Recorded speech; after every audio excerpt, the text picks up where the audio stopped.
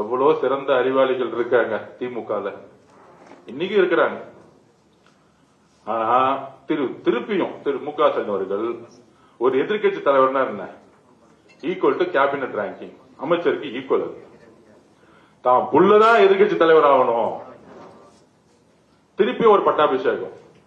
துணை முதலமைச்சர் ஆக்குறது ஒரு பட்டாபிஷேகம், எதிர்கட்சி தலைவரா ஆக்குறது ஒரு பட்டாபிஷேகம். எப்ப லாஸ்ட் 5 வருஷம் சட்டசபைக்கு வராத ஒருத்தரை தூக்கி பட்டாபிஷேகம் பண்ணி எதிர்கட்சி தலைவர். அவரு வந்துட்டு ஃபர்ஸ்ட் 4 நாள் பார்த்துட்டு தான் இருந்தோம் என்ன பண்றாரு அப்படின்னு.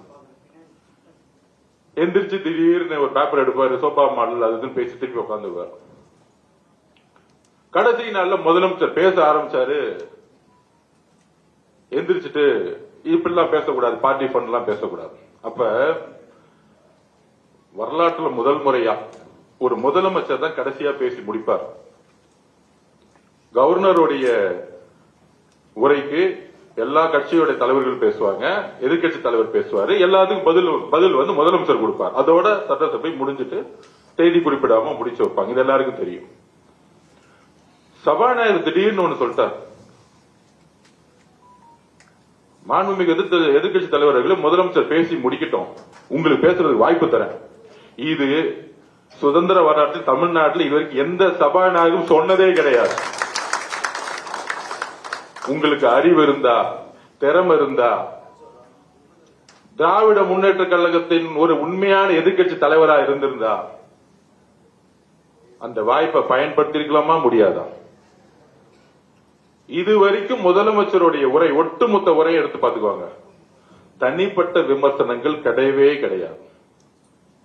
ஒரே ஒரு முறை மதுரையில அங்கிள் சொன்னார், அது வந்து அவருடைய ஒரு உறவு முறையில சொன்னார். அவர் தவறுன்னு சொன்னோன்னே, வருந்துறாங்க சொன்ன அடுத்த மீட்டிங்ல சொன்னாரு, நான் தவறான வார்த்தைகளை சொல்லல, ஒரு உறவு முறையில சொன்னேன், இனிமேட்டு அந்த வார்த்தையை சொல்ல மாட்டேன்னு சொன்னது எங்க தலைவர். இதுதான் உண்மை. அரசியல் ரீதியான தாக்குதல் இருக்கும் எங்களோட தலைவர்கிட்ட இருந்து. ஏன் ஒட்டுமொத்த அடுத்த கட்டத்தில் இருக்கக்கூடிய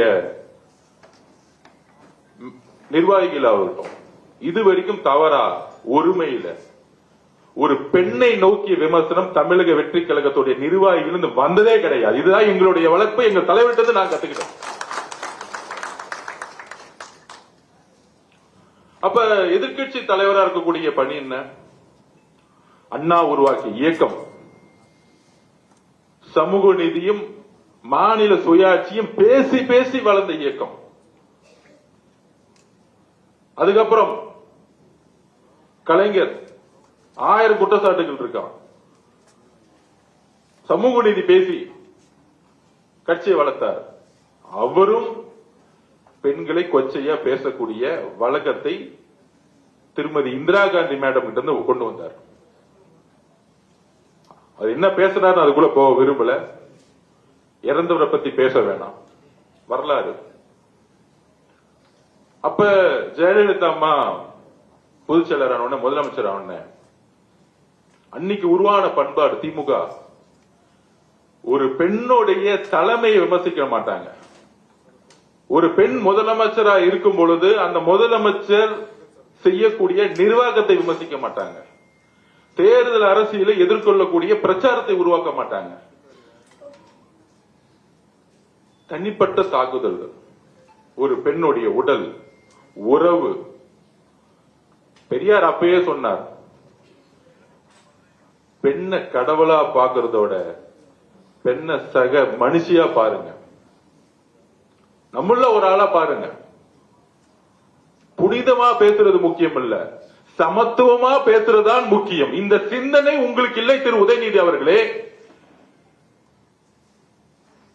பெரியார் கருத்துக்களை உள்வாங்கி அண்ணா உருவாக்கிய இயக்கம் பெரியாருடைய பெண் ஏன் அடிமையானால் புக்கை எடுத்து மொத உதயநிதிக்கு புக்கை கொடுக்கணும். அந்த சிந்தனை இருக்குல்ல, அந்த ஒரு பிறப்பால் ஒரு சிந்தனை இருக்குல்ல திரு உதயநிதி அவர்களுக்கு. எங்க தாத்தா கலைஞர் முன்னாள் முதலமைச்சர், எங்க அப்பா முன்னாள் முதலமைச்சர் ஸ்டாலின், எங்க அப்பா முன்னாள் முதலமைச்சரா இருந்ததுனால இன்னைக்கு என்ன பட்டாபிஷேகம் பண்ணி எதிர்கட்சி தலைவரா உட்கார்ந்து வச்சிருக்க அந்த திமிர் இருக்குல்ல, அந்த திமிர் தான் பிறப்பால் உருவாக்கப்பட்டது. அந்த பிறப்பால் உருவாக்கப்பட்ட ஆணவம் தான் இன்றைக்கு 57 எம்எல்ஏவோட உங்களை உட்கார வச்சு 26 கட்சி கூட்டணியை உருவாக்கி ஒவ்வொரு தொகுதியில் 40 கோடி ரூபாய் செலவு பண்ணி 75 வருஷ பாரம்பரிய கட்சிய உங்களுடைய ஆணவத்தால் இன்னைக்கு உங்களை உட்கார வச்சிருக்கார் திரு மு க ஸ்டாலின் அவர்களை. இன்னைக்கு வீட்டுல உட்கார்ந்து உங்களுடைய ஆணவம். ஏன் அந்த வார்த்தையை சொல்றேன்னா, இப்ப எக்ஸ்ல ஒரு ட்வீட் போட்டிருக்காரு, தமிழக வெற்றி கழகத்துக்கு ஆணவமா திரு மு க ஸ்டாலின் சொல்றாரு. இதுவரைக்கும் எங்களுடைய முதலமைச்சர், எங்களுடைய அண்ணன் ஒரே ஒரு இடத்துல பெண்ணை தவறா தரக்குறைவா பேசி பார்த்திருக்கீங்களா? எழுதி வச்சு இப்ப எழுதி கொடுங்க திரு மு க ஸ்டாலின் அவர்களே. உங்கள் மீது ஏற்படக்கூடிய ஊழல் குற்றச்சாட்டுகளை பத்தி பேசியிருப்பார், அதிகார அத்துமீறலை பத்தி பேசியிருப்பார், உங்களுடைய குடும்ப ஆட்சியை பத்தி பேசியிருப்பார். இதுதான் மக்கள் கிட்ட அவர் கொண்டு போன பிரச்சாரம். வேற எந்த பிரச்சாரத்தையும் அவர் உருவாக்கல. அவர் சொன்ன மாதிரியே எழுதி வச்சுக்கோங்க. இந்த 80 நாள்ல 75 வருஷத்துல ஒழிக்க முடியாத ஊழலை ஒவ்வொரு துறையிலும் ஒழித்திருக்கிறார். இன்னைக்கு இந்த 80 நாள்ல பார்ட்டி ஃபண்ட் முதலமைச்சர் கலெக்ஷன் பண்ண 10,000 கோடி ரூபாய் ஈஸியா கலெக்ஷன் பண்ண முடியும். அது வேணான்னு தூக்கி போட்டிருக்காங்க. எங்களுக்கு தெரியாத அந்த வழி. இங்க இருக்கக்கூடிய ஒவ்வொரு சட்டமன்ற உறுப்பினர்கிட்ட கையில 5 லட்சம் ரூபாய் இன்னைக்கு வரைக்கும் பணம் இல்ல. இங்க இருக்கக்கூடிய அமைச்சர்கிட்ட இன்னைக்கு வரைக்கும் மொத்தமா 25 லட்சம் ரூபாய் பணம் இல்ல. ஒரு நேர்மை என்பது என்ன தெரியுங்களா? வாய்ப்பே இல்லாம நேர்மையா இருக்கிறது முக்கியம் இல்ல. எல்லா வாய்ப்புகளும்